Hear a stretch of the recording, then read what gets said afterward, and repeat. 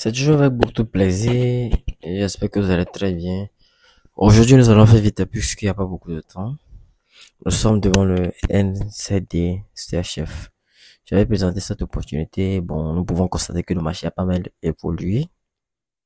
Sauf que nous attendons une cassure et clôture de bougie en dessous de cette zone pour pouvoir nous positionner. Fort de ce constat, nous pouvons remarquer l'apparition d'une zone dangereuse ici à ce niveau, une zone dangereuse. Et je vous rappelle pour le coup que les zones dangereuses sont les zones où le prix pourrait vous dessiner une figure de retournement. En l'occurrence, sur cette spéculation de swing trading pour ce scénario baissier, nous avons une première zone dangereuse ici, une éventuelle deuxième zone dangereuse et troisième et quatrième, ainsi de suite. Là, qu'est-ce que je vous conseille? Si vous voulez vous positionner sur ce genre de spéculation donnée et que la zone dangereuse est, c'est-à-dire votre cassure clôture de bougie. Notamment, bon, ça c'est la schématisation d'un pullback, mais disons, votre cassure clôture de bougie est proche d'une zone dangereuse. Ne prenez pas la spéculation parce que nous pouvons constater que là, le marché a fortement réagi à cette zone ici. Je vais d'abord essayer d'ajuster un peu mon rectangle et là vous allez comprendre.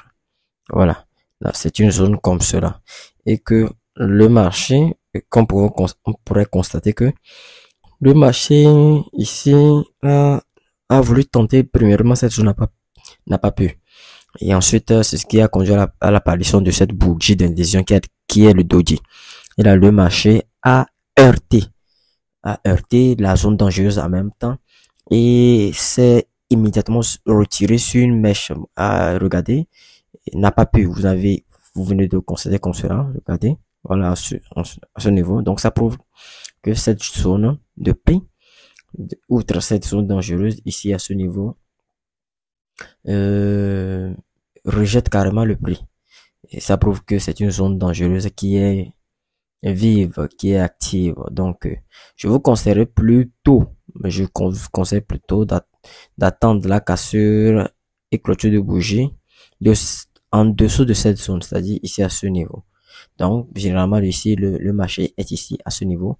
Le marché fera une impulsion baissière jusqu'à ce que le marché ne casse cette zone, jusqu'à ce que le marché ne casse cette zone de prix, c'est-à-dire cette première zone dangereuse. Voilà, attendez que le marché casse cette première zone dangereuse et que le marché vous ensuite retrace, si possible, retrace. Ou si vous n'avez pas de retracement, ne vous positionnez pas, à avorter l'idée tout simplement de prendre cette spéculation. Si possible, le marché retrace comme cela.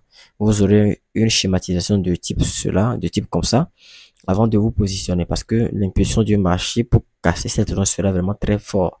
Le marché fera ensuite une correction de marché et là une clôture de bougie avant de vous positionner et bien sûr vous devez avoir un risque ratio de moins 2.5 si vous mettez votre stop loss ici à ce niveau.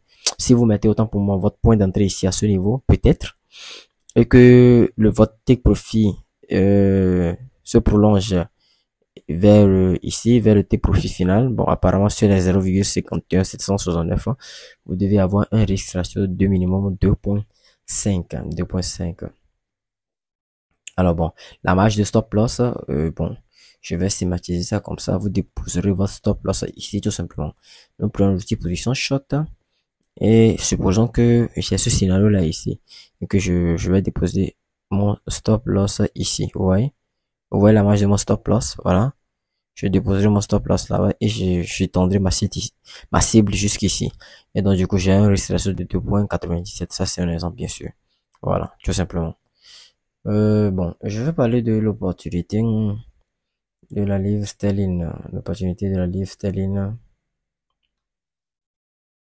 J'ai présenté hier cette opportunité aujourd'hui. Voici ce qu'il en est de cette spéculation baissière. Le marché a plongé dans une forte impulsion baissière. Si vous n'avez pas encore regardé la vidéo que j'ai faite sur ma chaîne, vous disant ou vous montrant également quand est-ce qu'il faut se positionner sur un pullback et quand est-ce qu'il faut se positionner la cassure clôture de bougie, je pense que cette vidéo vous serait vraiment très nécessaire. Là, je me suis rapidement positionné à la cassure cause de bougie parce que le marché avait déjà heurté en cassant bien sûr cette ligne oblique. J'ai fait pas de cette ligne oblique dans la précédente vidéo en cassant bien sûr cette ligne oblique. Je vous avais dit que le marché ferait une petite correction vers le haut. Voici une petite correction là, mais force est de constater que la correction n'a vraiment pas touché la ligne oblique, mais le marché a quand même fait une petite correction et ensuite a clôturé avec une énorme bougie rouge et je me suis positionné. Allez fouiller sur ma chaîne, taper peut-être le titre de la vidéo serait comment bien se positionner en trade, quelque chose comme ça. Et je pense que vous n'en sortirez pas les mêmes de Dieu parce que vous devez savoir quand est-ce qu'il faut se positionner à la cassure et clôture de bougie d'une zone clé, bien sûr, et quand est-ce qu'il faut attendre un pullback. Ce sont pas des notions à prendre à la légère, il faut vraiment les connaître. Et j'ai fait vraiment une vidéo pour parler de ça. Très bien. Là, le marché a déjà franchi, si nous pouvons constater d'une manière visuelle, le marché a déjà franchi la première zone susceptible de retournement, a vraiment cassé cette zone avec une forte impulsion baissière. Et là, le marché a touché la deuxième zone, voilà, la deuxième zone ici, est en train de faire une correction. Le marché est en train de faire une correction. Nous pouvons remarquer que cette correction-là se fait notamment en bougie verte, n'est-ce pas? Voilà, en bougie verte. Et que probablement, le marché en faisant cette correction a clôturé une bougie doji ici à ce niveau. Je ne sais pas si vous le remarquez, mais doji, bon, qui signifierait que la puissance des acheteurs jusque là est en train de diminuer, que les vendeurs vont prendre le dessus. Voilà, et que les vendeurs vont probablement prendre le dessus. La présence des doji n'est jamais anodine. Voilà, la présence des bougies doji n'est jamais anodine. Donc, ici, il y a une clôture, regardez, il y a une petite clôture de doji là, ici à ce niveau, voilà, regardez. Ça, c'est le doji que je parle, dont je parle autant pour moi. Là, probablement, le marché va replonger disons, dans son impulsion baissière, dans sa chute. Donc, une fois que le marché aura franchi cette deuxième zone susceptible de retournement, ou du moins une fois que le marché aura à plonger dans une nouvelle impulsion baissière, nous allons tout simplement déplacer une non-stop loss. Moi, mes stop loss initialement prévus sur sur les prix de 1,3420, je vais les déplacer pour sécuriser mon point d'entrée et pour sécuriser le peu de profit latent en cours. Du coup, je vais le déplacer au-dessus ici de la zone susceptible de retournement et au-dessus de cette légère correction du marché. Je vais le schématiser pour que tout le monde comprenne. Je disais donc qu'une fois que le marché fera la nouvelle impulsion bien claire, je déplacerai par après mon stop loss et je le mettrai ici quelque part à ce niveau. Voilà. Donc mon stop loss serait ici. Il s'agit du management du trade, donc je déplacerai mon stop loss ici, comme cela, non seulement au-dessus de cette zone dangereuse, voici la zone dangereuse que voici, voilà, non seulement au-dessus de cette zone dangereuse, mais au-dessus également de la correction, de cette correction en bougie rouge du marché, voilà, pour sécuriser mon point d'entrée, tout simplement, voilà, c'est ce qu'il faut faire, et c'est ce que je vous conseille de faire. Bon, si nous allons voir avec Fibonacci, nous allons voir, nous allons tracer l'impulsion d'ici, hein, pour voir ça toucher quel point finalement de Fibonacci avant de, voilà, à peu près, bon, les 23,6 Fibonacci, ça a touché la correction, touché les 23,6 Fibonacci, mais si je prolonge un peu vers la mèche comme cela, nous pouvons remarquer que le marché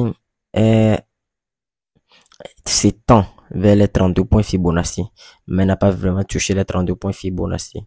Voilà, n'a pas vraiment touché les 32 points Fibonacci, et que c'est simplement cette zone dangereuse qui est en train de rejeter le marché et qui est en train de servir de résistance au marché en rejetant le marché tout simplement à la baisse.